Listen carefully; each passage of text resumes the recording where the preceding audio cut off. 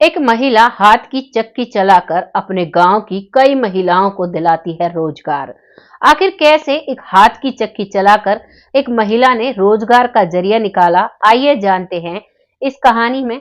आज की कहानी में जो महिला है उसका नाम है मीनाक्षी, और जो एक बहुत ही गरीब परिवार से बिलोंग करती है। उसके परिवार में उसे अलॉट नहीं है, उसे इजाजत नहीं है घर से बाहर जाने की, अपना घूंघट तक उठाने की।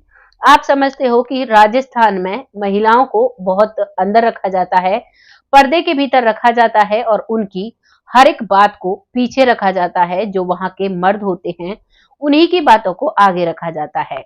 लेकिन ये जो महिला होती है ये अपने जीवन में कुछ करना चाहती है। मीनाक्षी एक बहुत ही प्रतिभाशाली महिला होती है, वो जिसकी शादी 13 साल की उम्र में कर दी जाती है। जब वो 13 साल की होती है तो वो अपने परिवार में कुछ करना चाहती है, अपने पिता के यहाँ पर ही, लेकिन उसके पिता उसे पढ़ने से मना कर देते हैं, क्योंकि राजस्थान में आज तो बहुत अच्छे लेवल पर लड़कियों को पढ़ाया जाता है, लेकिन ये सन 1950 की बात है और उस समय लड़कियों को नहीं पढ़ाया जाता था, बिल्कुल ही नहीं पढ़ाया जाता था। और राजस्थान में तो पलड़ी पलड़ों में शादी कर दी जाती थी, यानी जब बच्चे पैदा होते थे तो उसी दौरान उनकी शादी तय कर दी जाती थी। और जब बच्चे शादी लायक होते थे, यानी 13, 14, 15 साल तक के होते थे, उसके बाद उनका गौना कर दिया जाता था। ऐसे ही परिवार से ये मीनाक्षी होती है। इसके परिवार में इसकी 5 और बहनें होती हैं। ये सबसे छोटी बहन होती है। ये अपनी बहनों का जब जीवन सुनती है तो इसकी रूह ठर्रा जाती है, क्योंकि इसकी बहनें अपने घरों में रहा करती, उनके पति उन पर मनचाहा अत्याचार किया करते, कभी भी उनकी ख्वाहिशों को नहीं सुना करते। ये सारी बातें सुनते सुनते मीनाक्षी बड़ी होती है और वो मन ही मन ठान लेती है कि मुझे कुछ ना कुछ अलग करना है और मुझे लोगों के सामने आना है, मुझे अपनी एक नई पहचान बनानी है। इसी सोच के साथ अपनी माँ से बात करती है। माँ कहती है कि बेटा, तुम कह तो सही ही रही हो, लेकिन हम क्या कर सकते हैं, क्योंकि यहाँ पर अगर हम तुम्हें पढ़ाएंगे तो लोग हम पर उंगली उठाएंगे, क्योंकि लड़कियों को ज्यादा नहीं पढ़ाया जाता। ज्यादा तो क्या, उस समय तो लड़कियों का एडमिशन भी नहीं कराया जाता था। और अब ये सोचती है कि मुझे क्या करना चाहिए, तो वो देखती है कि उसकी माँ उसके घर के लिए जो आटा आटा पीसती थी वो सारा खुद ही पीस दिया करती थी। और कभी कभी जैसे अड़ोस पड़ोस में कोई महिला अगर बीमार हो जाया करती तो उसके हिस्से का भी आटा पीस कर दे दिया करती, और उसके बदले इसे कुछ पैसे या फिर घर की कुछ जरूरत की चीजें इसकी माँ को मिल जाया करती, जिनसे वो देखती है कि इनसे फायदा होता है।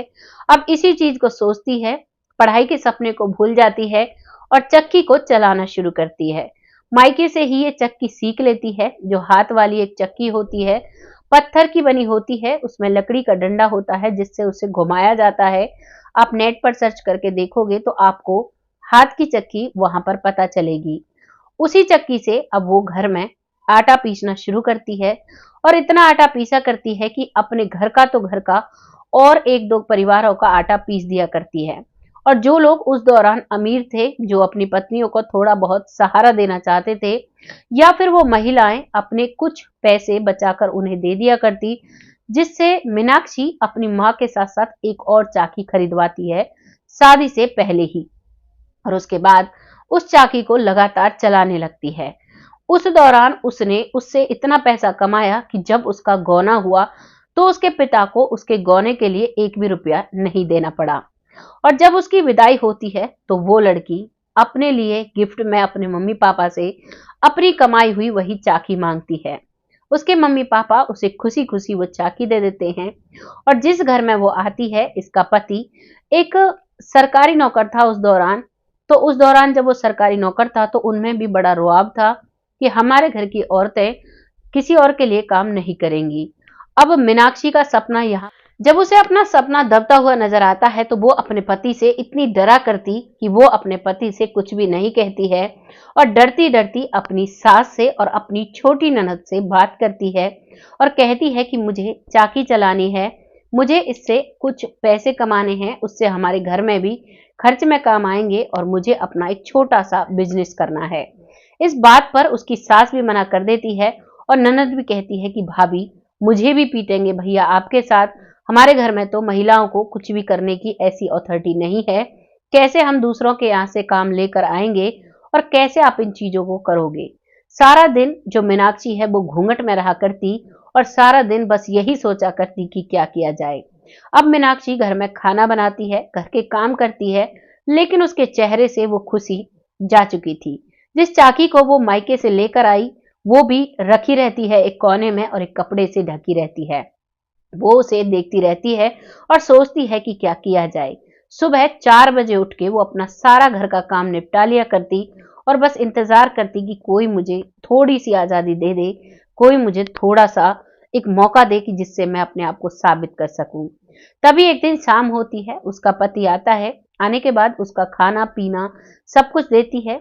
उसके वो जो जूते उतारा करता उन्हें उठाकर साइड में रख दिया और उसके बाद उसे सब कुछ देने के बाद शाम को जब वो कमरे में जाती है तो वो उदास दिखती है। तो उसका पति जो सत्यप्रकाश होता है वो पूछता है, आजकल तुम इतनी खुश नहीं रहती, क्या हुआ? कोई परेशानी है तो मुझे बताओ। मेरे परिवार की, वो भी मैं सरकारी नौकर हूं, और मेरी ही पत्नी दुखी रहेगी तो फिर कैसे होगा? वो कहती है कि मुझे बस एक छोटी सी आजादी चाहिए और उसके बदले मेरी खुशी गायब है। मैं चाहती हूँ, मैं कुछ अपना काम करना चाहती हूँ। मैंने बहुत सारी चीजें सीखी हैं, मैं उन चीजों को गांव की महिलाओं के लिए करना चाहती हूँ। अपना भी नाम होगा, महिलाओं को रोजगार मिलेगा। जब उसकी ऐसी सोच वो सुनता है तो वो भी अब झुकता है और कहता है कि ठीक है, तुम कर लो, लेकिन तुम्हें घर से बाहर नहीं जाना है। जो भी करना है घर में ही करना है। और 1950 में ना इंटरनेट था, सिर्फ अखबार आया करते और कुछ भी नहीं था, बाहर की खबरें कभी भी नहीं। तभी वो अपनी ननद से बात करती है और कहती है कि तुम्हारे भैया ने मुझे अथॉरिटी दे दी है कि मैं कोई भी अपना छोटा मोटा घर रहकर काम कर सकती हूँ। अब वो खुश हो जाती हैं, ननद भाभी गले लगती हैं। तभी वो भाभी अपनी ननद से कहती है कि तुम पड़ोस में जाओ और जो भी महिलाएं हैं उनसे कहकर आओ कि अगर किसी को कढ़ाई, बुनाई, सिलाई सीखनी है या फिर अपना आटा, दाल पिसवानी है तो वो यहाँ आकर हमें बता सकता है और हम उसी से काम शुरू करेंगे। उसकी ननद खुश हो जाती है और लड़कियां एक दूसरे के घर जा सकती थी। तभी वो जाकर एक दो घरों में कहती है। तो एक दो घरों में एक जो महिला होती है वो उन्हीं के बराबर होती है, ज्यादा अमीर नहीं होती। तभी उसकी तबीयत खराब होती है और घर में आटा नहीं होता। तभी वो घर से एक बर्तन भर के आटा भर के लाती है और कहती है कि बहन, मेरा ये आटा पीस दो, मेरे बच्चे भूखे हैं, मुझे उनके लिए खाना बनाना है, चाहे तो आप बदले में कुछ ले लो थोड़ा बहुत। तो वो कहती है कि कोई नहीं, मुझे काम करना अच्छा लगता है और आपकी अब मदद हो जाएगी तो मेरे लिए बहुत अच्छा है। और वो उस पहली बार जो उसके लिए आटा आया था उसे पीसती है और उससे ना कोई पैसा लेती है और कहती है कि पड़ोसी ही पड़ोसी के काम आता है। जैसे ही वो उस आटे को पीसती है, जो महिला बीमार थी, पड़ोसन थी, वो अपने आटे को लेकर जाती है, अपने बच्चों के लिए खाना बनाती है और उसके बाद जब वो बैठती हैं महिलाएं आपस में तो वो बात करती है कि सत्यप्रकाश की बहू तो है, बहुत ही अच्छी है, बहुत नरम दिल है और उसे तो कढ़ाई बुनाई सब कुछ आता है, हाथ से वो बहुत अच्छे अच्छे घघरा लहंगा चोली भी सिलती है। बहुत ही सुंदर और बहुत ही सुशील और बहुत होशियार बहू है। अगर किसी को लहंगा चोली सिलवाना है, अगर किसी को कोई दाल पिसवानी है या कोई भी काम है तो उससे जाकर आप मिल सकते हो, वो बहुत अच्छी है। अब जैसे ही वो ये बात कहती है तो एक से बात दूसरे को, दूसरे से बात तीसरे को, पूरे गांव में ये बात फैल जाती है और अब उनके घर एक एक कर महिलाएं आने लगती है। कोई अपनी लहंगा चोली सिलवाने के लिए आता तो कोई अपनी दाल दलवाने के लिए आता और ऐसे ही करके अब वो महिलाओं का काम करने लगती है। जैसे ही वो ये काम करती है तो अब वो हाथ से जो चाकी थी उसी से दालों को पीसती है और सभी पूरे गांव में जो महिलाएं थी जो जो नहीं कर पाती थी, पिसाई नहीं कर पाती थी या जिनका परिवार बड़ा था, इतना काम नहीं हो पाता, वो सभी मदद लेने लगती हैं और थोड़ा थोड़ा उसके बदले कोई पैसे दे दिया करता, कोई घर में काम आने वाली चीज दे दिया करता। ऐसे ही करके उसका काम चलने लगता है और अब वो उस जो उसकी हाथ की चाकी थी उसको एक से दो कर लेती है और अपने ही घर की जो उसकी ननद है उसे भी वो सारे हुनर सिखाती है, बहुत ही प्यार से हुनर सिखाती है। इन सब को जब सास देखती है तो पहले पहले तो सास को ऐसा लगता है कि ये बाहर की महिलाएं इसके पास आती हैं तो वो सारा दिन वहां बैठी रहा करती और बातों को सुना करती कि कहीं मेरी बहू को ये चुगली करके बिगाड़ न दे। लेकिन जब लगातार 1 महीने तक वो अपनी बहू का स्वभाव देखती है, तो अब उसे पता चल जाता है कि उसकी बहू का स्वभाव ऐसा नहीं है, वो किसी से चुगली नहीं करती है और ना ही किसी की चुगली सुनती है, वो सिर्फ सबको आगे बढ़ने की सीख देती है।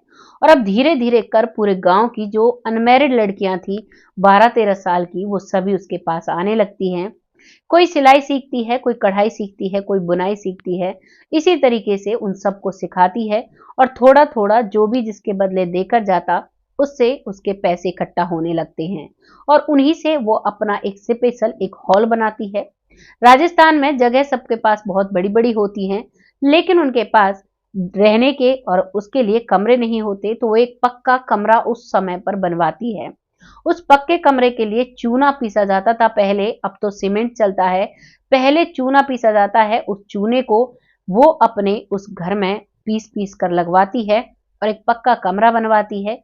अब गाँव में पहला एक कमरा था जो पक्का कमरा बना था, जिसमें कखैया ईंटें लगी थी। अब वो ईंटें टाइल बोलते हैं उनको, छोटी-छोटी ईंटें हैं। पहले ऐसी ईंटों से घर बनवाए जाते थे।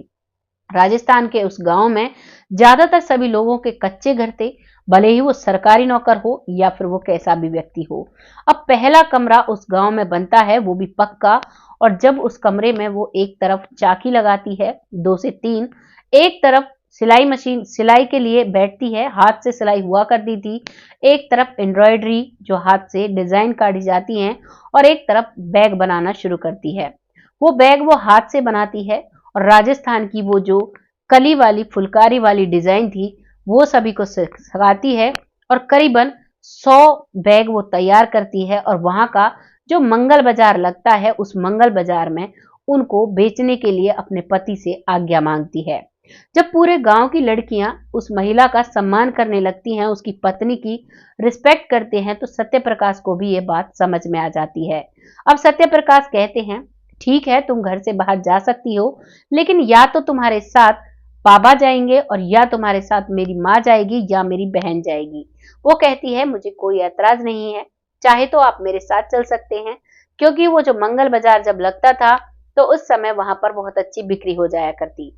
और जब वो अपने उन पर्सों को और जो दाल उसने पीसी थी, उनको पैक करके मार्केट में रखती है बहुत अच्छे तरीके से, तो जब वो पहले दिन जाती है, तो उस समय के दौर में करीबन 1100 रुपए वो कमा कर लाती है। जब 1100 रुपए का प्रॉफिट वो करके लाती है घर में, जबकि उसके पति की जो कमाई थी, महीने की 50 रुपए कमाई थी उस समय पर।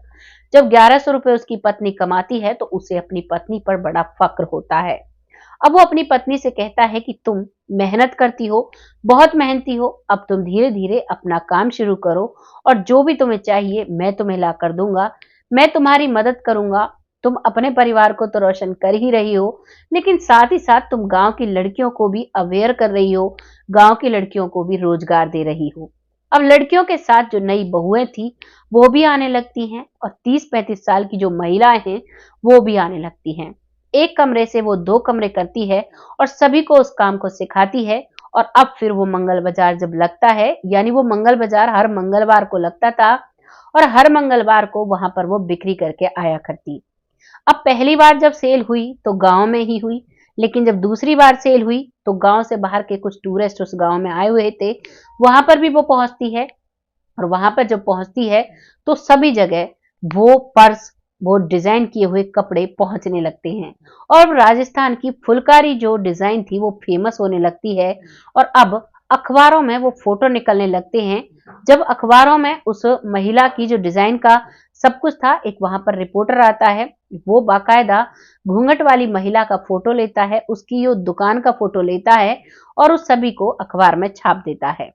वो फुलकारी डिजाइन जब ब्लैक एंड व्हाइट में दिखती थी, तो वहां पर जो टूरिस्ट प्लेस पर जाते थे लोग, वो उस डिजाइन के पर्स मांगा करते। और अब उस पर्स की मांग इतनी बढ़ जाती है और वो जो ऑर्गेनिक दालें थी, ऑर्गेनिक खेती करके दालें हाथ की चक्की से पीसी जाती थी, उनके साथ साथ ही उनके बारे में बताया जाता था कि ये जो हाथ से पिसी हुई चक्की से दालें हैं, इनमें बहुत गुण होता है, इनमें कोई अवगुण नहीं होता। जो बिजली की मशीन से पिसती हैं, वो गर्म हो जाती हैं, तो उनसे जो दालों का तत्व है वो खत्म हो जाता है और हाथ वाली चक्की से वो गर्म नहीं होती हैं, जैसी खेत से निकल के आती हैं वही तत्व उनमें होते हैं। लोगों को जानकारी होने लगती है और एक छोटे से गांव की लड़की अब सभी जगह फेमस हो जाती है घूंघट वाली के नाम से। अब उसका पति अपनी पत्नी को देखकर बहुत हर्ष और उल्लास से खुश हो जाता है। एक बार एक फॉरेनर टूरिस्ट जाता है वहां पर और वो स्पेशल इसी चीज पर जाता है कि इस गांव में से, यानी उन्हें भी पता था कि गांव की महिलाएं सामने नहीं आती हैं, तो वो स्पेशल उस महिला का इंटरव्यू लेने जाता है। उस इंटरव्यू में वो सारी बातें पूछता है और वो मीनाक्षी सारी बातें बताती है और उसके बाद फिर उसका घूंघट के ही साथ में एक फोटो अखबारों में छपता है और ऐसे करके पूरी दुनिया में राजस्थान की मीनाक्षी का नाम हो जाता है। इस कहानी से हमें सीख मिलती है कि अगर कोई चाहे तो चाहे उसके पास कोई भी रोजगार ना हो, कोई भी मदद ना हो, वो तब भी अपना सब कुछ कर सकता है। हिम्मत होना चाहिए, जज्बा होना चाहिए। जो एक लड़की जिसे ना पढ़ने की आजादी थी, ना ही किसी का कुछ करने की आजादी थी, ना ही घर से बाहर कदम रखने की आजादी थी, उस लड़की ने इतना सब कुछ करके दिखाया। राजस्थान के एक छोटे से गांव से जब वो इतना सब कुछ करती है तो उसकी जो लाइफ है वो बिल्कुल बदल जाती है और बहुत सी लड़कियों के लिए एक मिसाल कायम होती है। बताया जाता है जब मीनाक्षी ने अपना इंटरव्यू दिया था तो बताया जाता है कि उस गांव की लड़कियों के रिश्ते इतने आते थे कि उस गांव की लड़कियां सभी बहुत होशियार हैं, सभी बहुत शुगर हैं काम में, तो उसी गांव से रिश्ते लेने चाहिए।